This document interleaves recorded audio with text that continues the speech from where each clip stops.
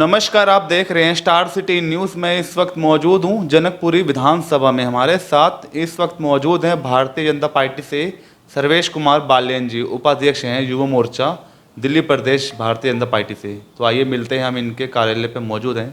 Sir, मैं आपसे पहला सवाल करूँगा सर्वेश बालियान जी। अब जैसे राजेंद्र नगर विधानसभा उपचुनाव है सर, वहाँ से राजेश भाटिया जी वहाँ के प्रतिनिधि चुने गए हैं, तो वहाँ का क्या रुझान दिखाई दे रहा है? वहाँ पे आपने किए पद यात्राएँ, तो लोगों का क्या मानना है वहाँ का? सबसे पहले आप सभी को मेरा नमस्कार। जैसा कि आपने सवाल किया कि अभी भारतीय जनता पार्टी ने राजेंद्र नगर विधानसभा में जो उपचुनाव हो रहे हैं उस पर राजेश भाटिया जी को अपना उम्मीदवार रखा है, तो पार्टी का ये बहुत ही अच्छा निर्णय है। जिस तरह की साफ़ सुथरी छवि उस क्षेत्र में राजेश भाटिया जी की है और मुझे निरंतर उस एरिया में काम करने का मौका मिल रहा है, तो जब हम जाते हैं क्षेत्र में और हमें पता चलता है कि राजेश भाटिया जी को लेकर उस क्षेत्र के लोग कितने पॉजिटिव हैं। पूर्व में वो वहाँ से पार्षद रह चुके हैं, घर घर में राजेश भाटिया जी की पकड़ है। इसके विपरीत आम आदमी पार्टी से जो वहाँ उम्मीदवार है वो भारी है। कहीं करावल नगर से कोई उम्मीदवार दुर्गेश नाम के वो लेके आए हैं, तो भारी उम्मीदवार को राजेंद्र नगर की जनता नकार रही है। और इसका रिजल्ट हमें 23 जून को जो चुनाव होगा उसमें देखने को मिलेगा कि बहुत ही भारी बहुमत से जनता वहाँ पे राजेश भाटिया जी को, भारतीय जनता पार्टी को जिता रही है। और इससे उस क्षेत्र का विकास भी होगा जो कहीं ना कहीं अब तक अनदेखा रह गया है कि पिछले 10 साल से वहाँ पर भारतीय जनता पार्टी के विधायक नहीं है किसी कारणवश। तो वो क्षेत्र बाकी क्षेत्र से थोड़ा सा पिछड़ता हुआ नजर आ रहा है कि जहाँ पे विकास कार्य रुक गए हैं। तो राजेश भाटिया जी के आने के बाद वहाँ पर रफ्तार विकास की दोबारा आएगी, ऐसा उस क्षेत्र के लोगों का मानना है और ये सभी इस बात से सहमत है। क्या सर वहाँ पे पार्टी का एक लहर चलेगी या क्षेत्र का प्रतिनिधि? देखिए, उस क्षेत्र के लोग 10 साल उस समस्या को भोग चुके हैं कि पहले वहाँ पे जो विधायक रहे वो उस क्षेत्र से अनजान थे। उसके बाद केजरीवाल के एक प्रिय राघव चड्ढा को कहीं दक्षिणी दिल्ली से लाके उस एरिया में विधायक बना दिया गया। अब 2 साल बाद वो पद छोड़ के पंजाब चले गए हैं। अब करावल नगर से किसी नए उम्मीदवार को बना दिया। तो राजेंद्र नगर की जनता में इन चीज़ों को लेकर बहुत रोष है कि आपने राजेंद्र नगर विधानसभा को एक एक्सपेरिमेंटल जोन बना दिया है कि आप अपने नए नए कार्यकर्ताओं को, लड़कों को लेके आएंगे, यहाँ पर आप उम्मीदवार बनाएंगे और जीतने के बाद वो इस एरिया में दिखाई भी नहीं देते हैं। इसके विपरीत भारतीय जनता पार्टी ने वहाँ से जिसको चुना है वो उस क्षेत्र के स्थानीय व्यक्ति हैं, स्थानीय कार्यकर्ता हैं, पूर्व में पार्षद रह चुके हैं और उन्हीं लोगों के बीच के व्यक्ति हैं। तो इस बार वहाँ नारा बड़े जोर से चल रहा है कि स्थानीय जनता चुनेगी स्थानीय विधायक।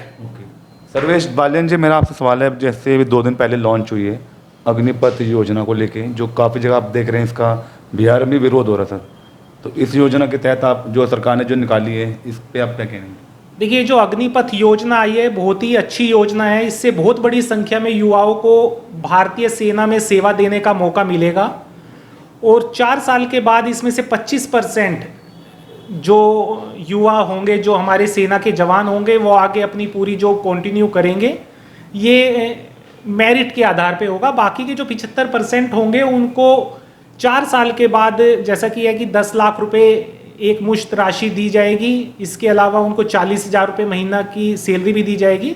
और जब वो अपनी 4 साल की सेवा भारतीय सेना में देकर वापस लौटेंगे तो उनको प्रदेश सरकार में, नगर निगम की अनेक सरकारी योजनाओं में, सरकारी जॉब में उनको प्राथमिकता दी जाएगी। और अगर किसी को आगे शिक्षा आगे अपनी कंटिन्यू करनी है तो वहाँ पे भी उनको उस चीज़ का रिलैक्सेशन दिया जाएगा, उनको बाकायदा सर्टिफिकेट मिलेगा।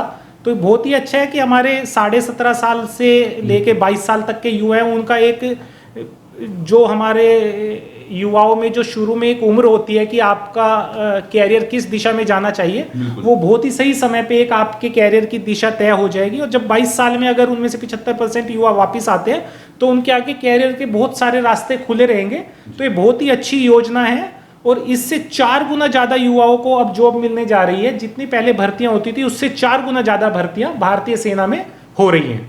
सर, मोदी सरकार के 8 साल की जो उपलब्धियां हैं उस पर थोड़ा आपकी जानकारी रख लेते हैं। देखिए, जो मोदी सरकार की जो उपलब्धियां हैं ये किसी से छिपी हुई नहीं है कि 8 साल में किस प्रकार से मोदी सरकार की उपलब्धियां रही हैं, ये सिर्फ दिल्ली ने नहीं, हिंदुस्तान ने नहीं, पूरे विश्व ने देखा है। आज भारत किस प्रकार से विकास कर रहा है, विकासशील से कैटेगरी से आगे निकल के भारत, एक तरफ आप भारत के चारों तरफ के देश देख सकते हैं कि वहाँ पे किस तरह से उनकी अर्थव्यवस्था चौपट हो रही है।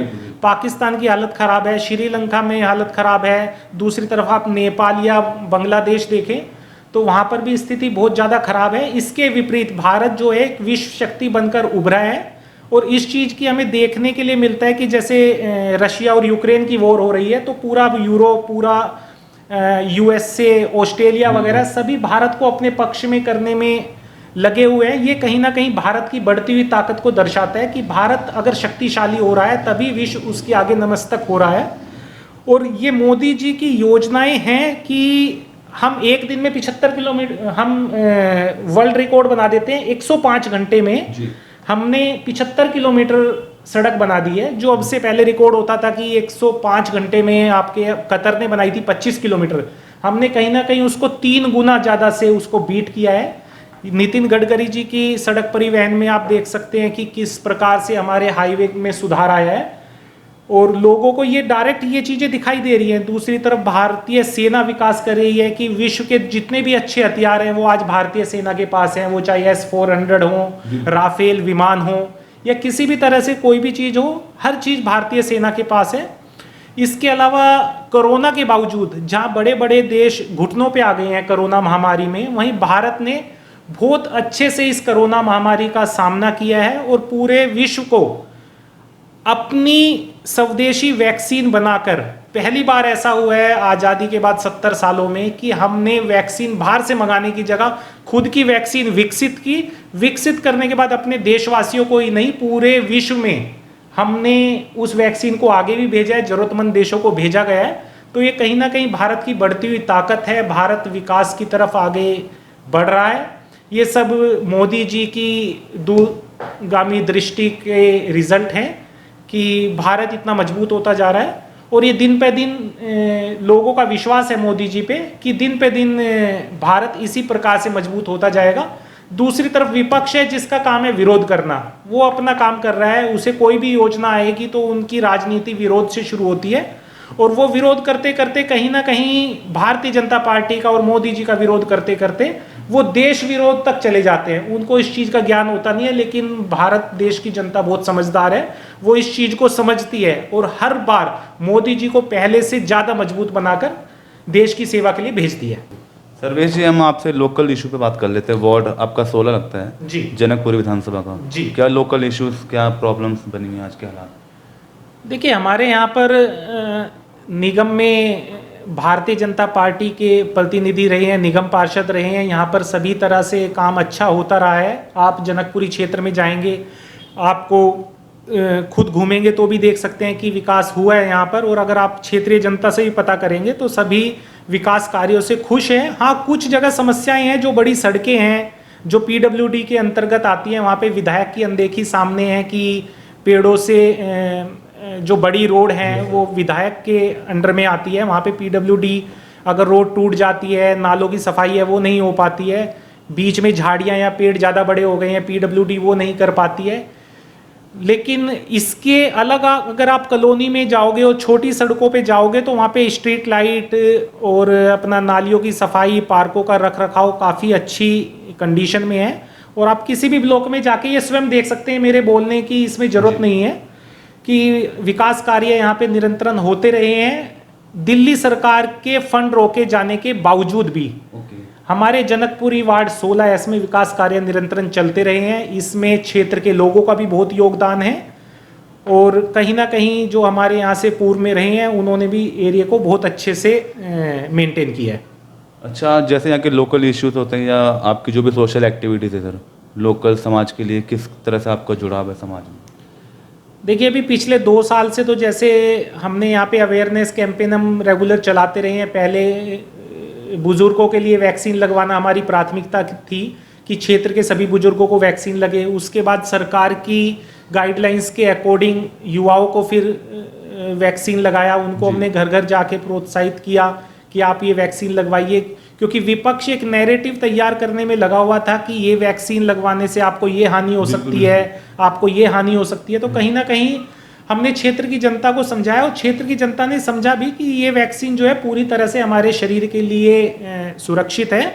और इसके बाद अब तीसरी डोज में हम बुजुर्गों को बता रहे हैं कि आप बूस्टर डोज लीजिए, क्योंकि ये बीमारी अभी हमारे बीच से गई नहीं है, इसका असर कम है, इसका प्रकोप कम है और इसमें कहीं ना कहीं जो वैक्सीन हमारे शरीर के अंदर है वो हमें इस बीमारी से बचाए रख रही है, उसका बहुत बड़ा योगदान है। लेकिन हमें भी थोड़ा सा कहीं ना कहीं खुद को अवेयर रहना पड़ेगा कि हम इस बीमारी के प्रति सजग रहें और अपने अंदर इस बीमारी को आने न दें, और अगर आ जाती है तो उसका ठीक से हम इलाज कराएं, उसकी प्रिकॉशन लें जो भी है। तो इसी तरह की क्षेत्र में अवेयरनेस कैंपेन हमारे निरंतरन चलते रहते हैं। इसके अलावा दूसरा आपने देखा होगा कि अभी दिल्ली में 1000 शराब की दुकानें खोल दी गई थी, तो हमारे वार्ड में यहाँ पे बाहर की तरफ भी 3 नई शराब की दुकानें खुली हैं, जिससे ये बैंक वाला एरिया है, बाहर काफ़ी सारे बैंक हैं, इंश्योरेंस कंपनीज हैं, फूड कोर्ट भी है। तो हमारे वार्ड की काफ़ी जनता यहाँ आती है, तो शराब की दुकानें होने से यहाँ का माहौल काफ़ी ज़्यादा ख़राब हो गया था।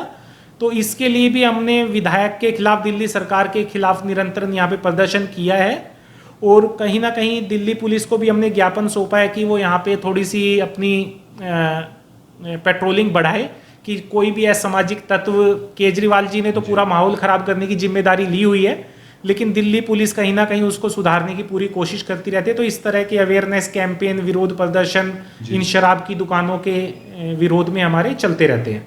धन्यवाद सर, समय दिया आपने। बहुत बहुत धन्यवाद। तो यह हमारी सीधी बात सर्वेश कुमार बालियन जी से, स्टार सिटी के साथ मैं जितेंद्र गुप्ता।